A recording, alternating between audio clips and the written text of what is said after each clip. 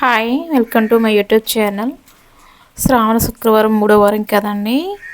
పులిహోర ప్రసాదం చేస్తున్నాను. ఆయిల్ వేసాను. చిన్న కప్పు పల్లీలు తీసుకున్నాం. అవి లైట్గా వేగించుకుందాం.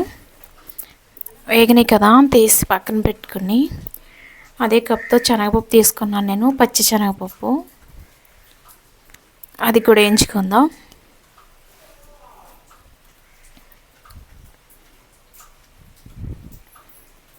శనగపప్పు కొద్ది లైట్గా వేగిన తర్వాత కొద్దిగా మినపప్పు, ఇవి ఆవాలు కొద్దిగా,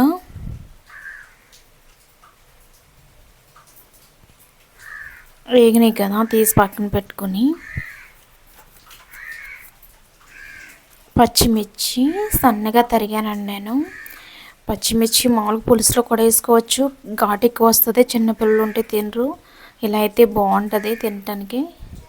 నేనైతే ఇలాగే చేస్తాను. మీరైతే పులుసులో వేస్తారు, ఎలా వేస్తారు నాకైతే కామెంట్ చేయండి. వేగినాయి కదా, తీసి పక్కన పెట్టి ఎండుమిర్చి కూడా కొద్దిగా వేసాను. అవి కూడా వేగిన తర్వాత పక్కన పెట్టుకొని ఆయిల్లోనే కొద్దిగా ఆయిల్ వేసి పులుసు వేసుకుందాం. చింతపండు గుజ్జండి, పసుపు వేస్తున్నాను. పులుసు థిక్ అయిన తర్వాత కొద్దిగా సాల్ట్ మన తగ్గట్టుగా వేసుకోవచ్చు. సాల్ట్ అయితే వేయించి పక్కన పెట్టుకున్నవి పులుసులో వేసుకుని రైస్లో కలిపేసుకుందాం.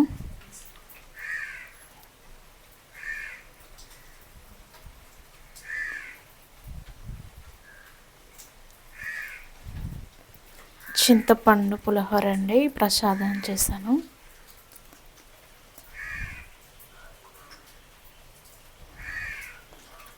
రైస్లో కలుపుకుందాం.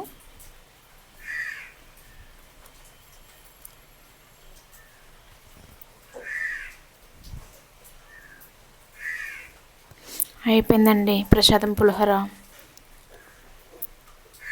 Thank you for watching. Bye.